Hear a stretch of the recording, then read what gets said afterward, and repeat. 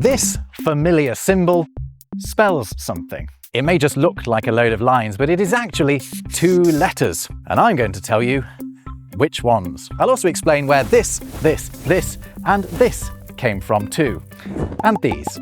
Let's explore the weird little symbols on your keyboard. It's time for another RobWords. So what do you call this? The pound sign, the hash, the number sign, the sharp, the octothorp? Fancy. These are all legit names, but they exist for different, fascinating reasons involving axes, pianos, telephones, and the internet.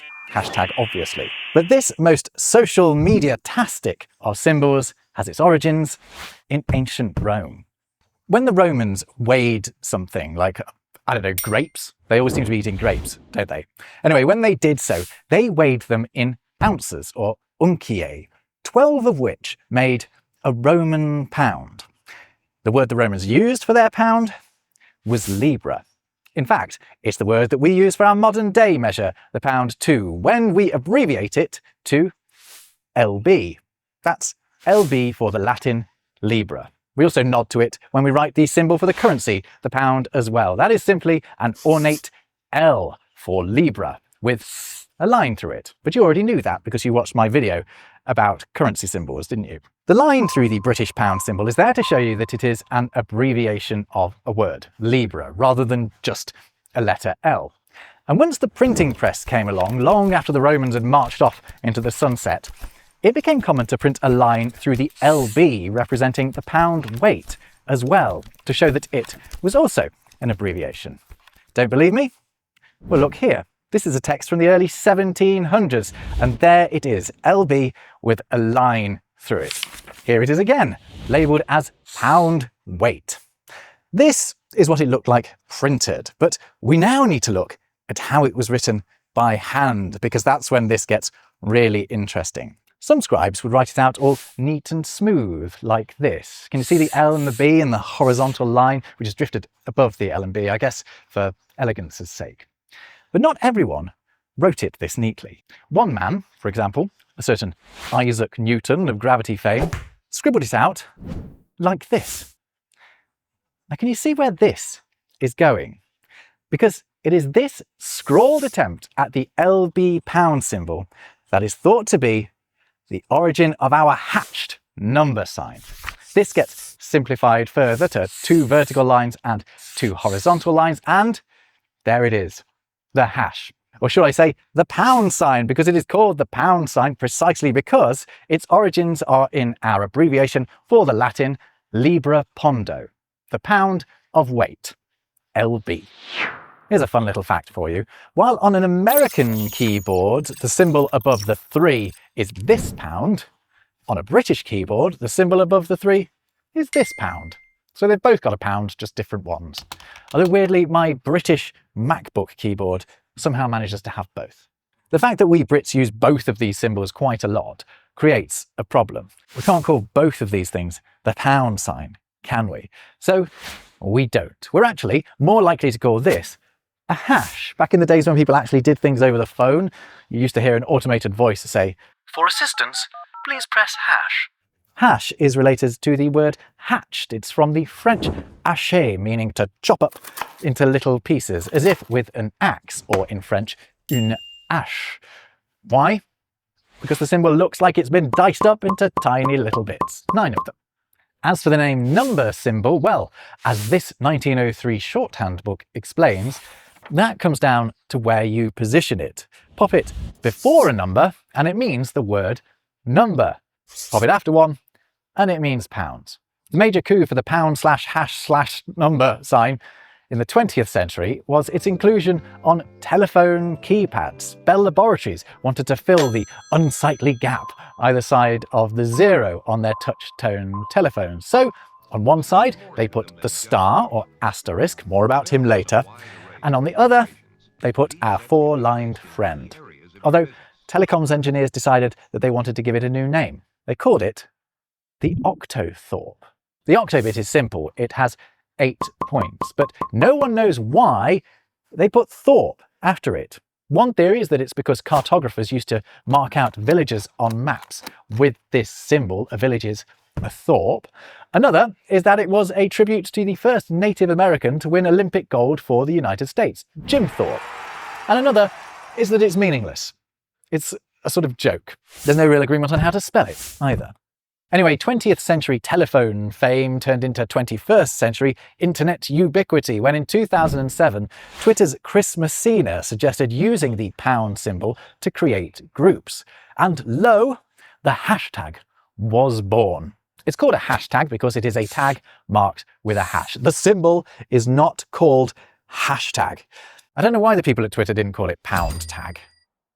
Doesn't sound right though, does it? Oh, and for the musically minded, I need to mention sharp, don't I?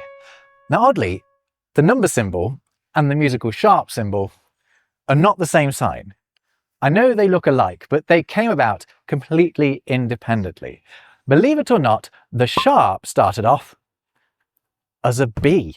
It's true, in early musical notation, a B flat, so one semitone below a B, was marked with what was called a B rotundum, or round B, which is just a fancy name for our lowercase b. That's why the flat symbol still looks like a lowercase b.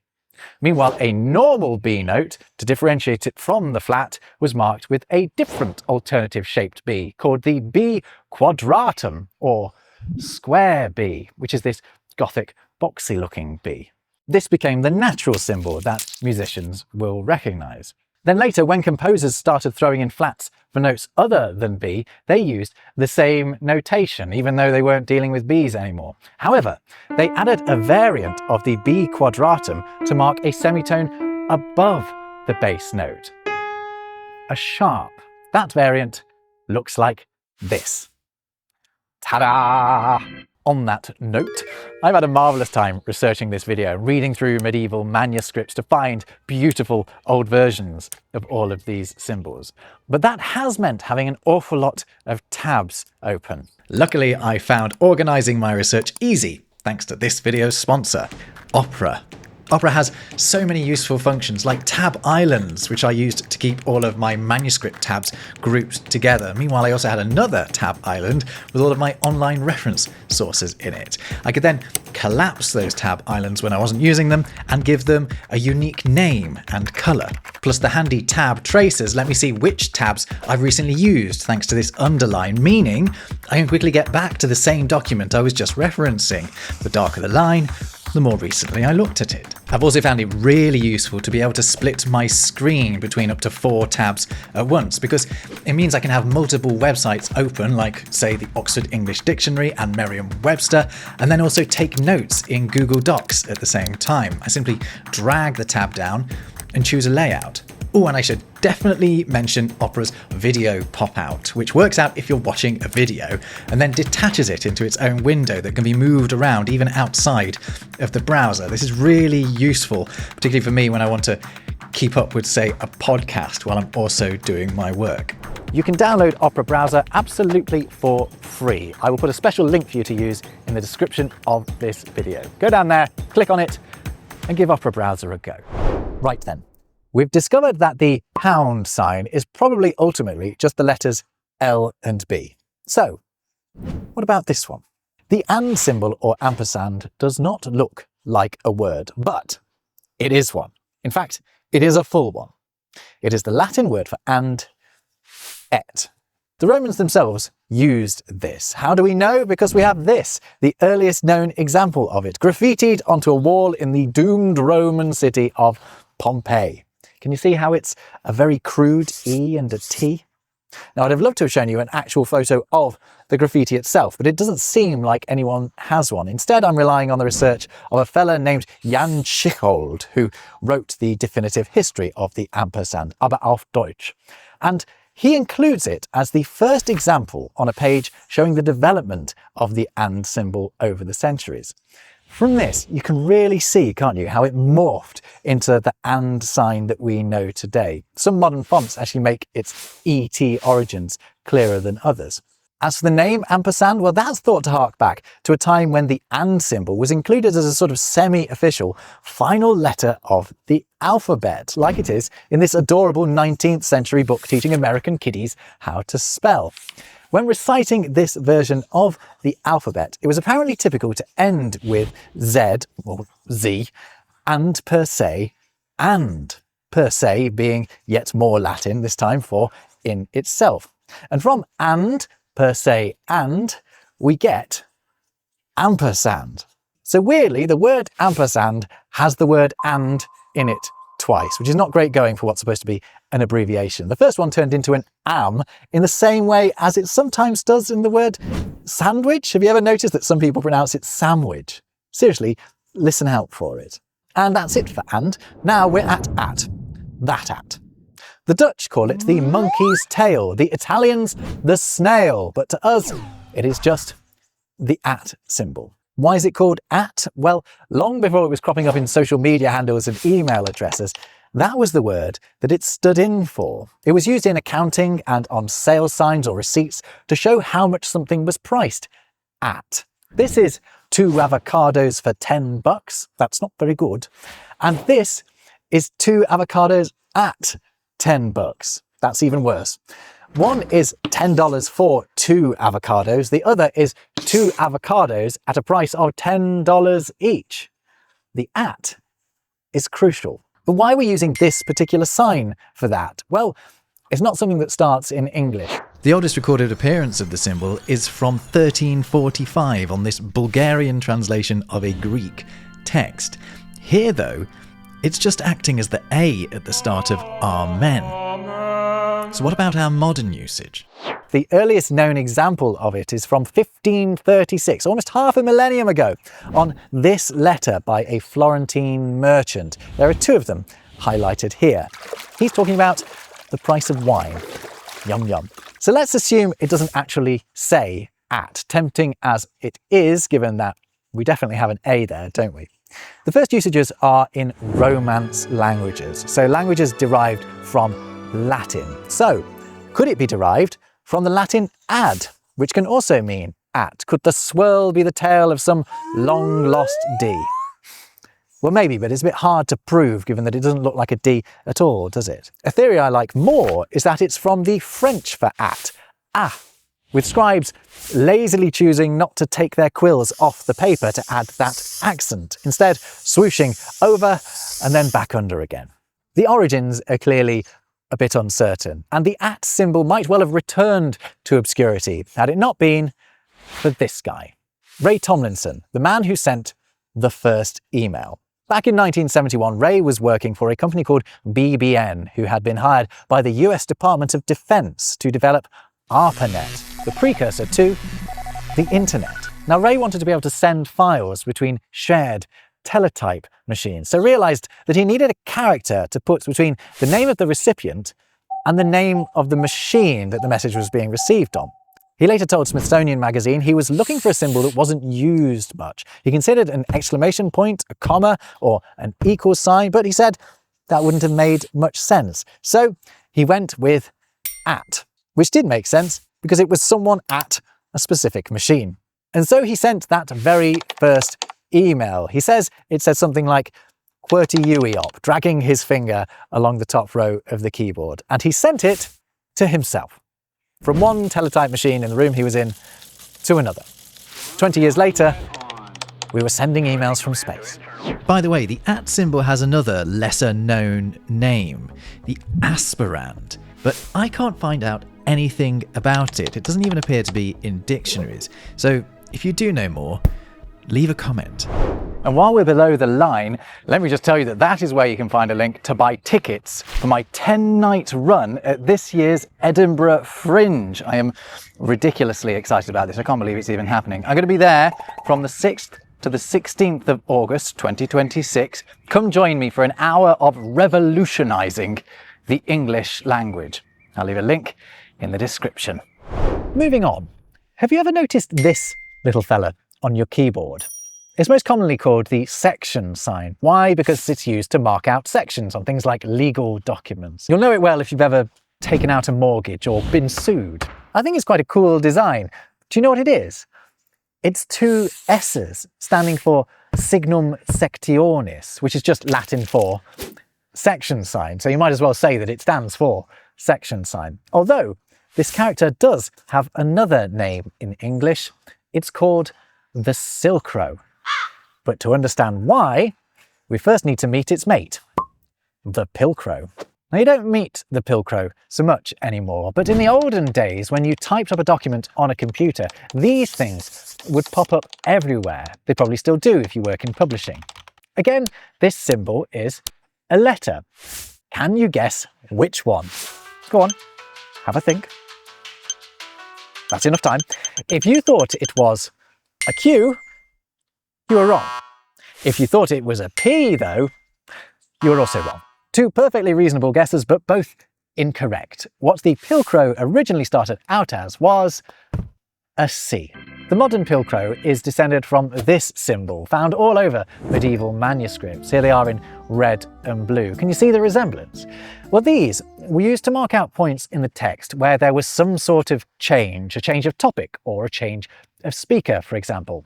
And this symbol, which is just a C with a vertical line down it, stood for the Latin capitulum. Capitulum literally means little head, but it is also the source of our word chapter. Now, because this symbol was written beside the text, it was known as a paragraphos, which is Greek for beside the text. And from there, of course, we get our word paragraph. And even to this day, we change subject or speaker at a new paragraph, don't we? But paragraphos doesn't just give us the word paragraph. It also gives us the word Pilcrow. Now, this is a bit mad, but watch how the word changes as it moves from Greek to Latin, to Old French, to Anglo-Norman French, to Middle English, and to Modern English. Voila, Pilcrow. But paragraphs and pilcrows are not the only legacy of the beautiful old capitulum symbol. These characters were written by a different hand and in different ink to the rest of the text. Someone else added them later. So when the printing press came around, printers would leave gaps for these handwritten characters to be added in. Unfortunately, the rubricators, as the people who wrote these characters were called, couldn't keep up with these newfangled machines. So these inky finishing flourishes were often left off, leaving just a gap. And it is because of these gaps that we still indent the start of a paragraph. Oh, and footnote, Pilcrow is just a play on the word Pilcrow. It is Pilcrow with an S. Hashtag, obviously, again. And while we're down here in the footnotes, let's talk about this, the traditional marker of a footnote, the asterisk. An asterisk is a little star, both in image and in name. Asterisk comes from the Greek asteriskos, meaning little star. We know for a fact that this little symbol has been used to mark up text for more than 2 millennia, but it hasn't always indicated a footnote. Sometimes it used to be used to mark out bits of a text that the reader disagreed with or doubted. It was a critical mark rather than a mark added at the start to help clarify the text. And the asterisk also had a counterpart, a partner in crime, one that fans of French comic books will probably be able to guess. As well as the asterisk, we have the obelisk. Yes, Asterix and Obelix are named after them. The obelisk, also known as the obelus, took on a range of shapes. You can see them here. One of them we repurposed for our division symbol. But there was also another shape that it sometimes took on and that it still takes on today. This, also more commonly known as the dagger.